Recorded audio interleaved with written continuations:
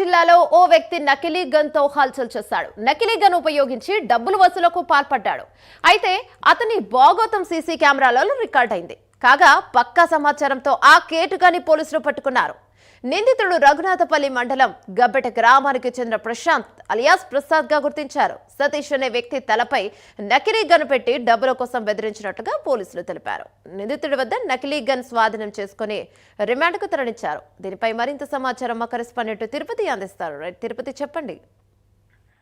జనగామ జిల్లాలో ప్రసాద్ అనేటువంటి వ్యక్తి గన్ తో హల్చల్ సృష్టించాడు. నకిలీ గన్ ఉపయోగించి డబ్బుల వసూళ్లకు పాల్పడ్డాడు. ఆయన భాగవతం అంతా సీసీ కెమెరాలో రికార్డ్ అయినటువంటి నేపథ్యంలో పక్కా సమాచారంతో ప్రసాద్ అనేటువంటి కేటుగాన్ని పోలీసులు పట్టుకున్నారు. సతీష్ అనేటువంటి వ్యక్తి తలపై నకిలీ గన్ను పెట్టి వేల డబ్బుల కోసం బెదిరించినట్టుగా బాధితుడు చెప్పినట్టు పోలీసులు చెప్తారు. నిందితుడు ప్రసాద్ వద్ద నుంచి నకిలీ గన్ను పోలీసులు స్వాధీనం చేసుకుని రిమాండ్ కు పంపినటువంటి పరిస్థితి కనబడుతుంది. నిందితుడు రఘునాథపల్లి మండలం గబ్బెట గ్రామానికి చెందినటువంటి ప్రశాంత్ అలియాస్ ప్రసాద్ గా గుర్తించారు.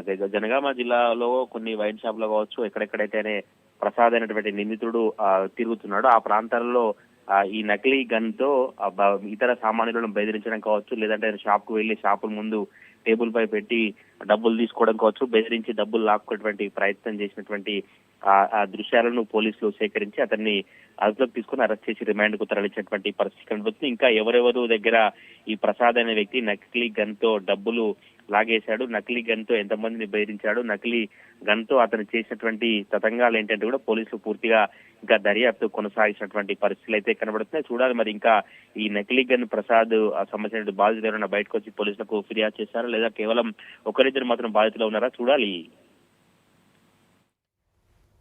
Right, thank you Tirupati.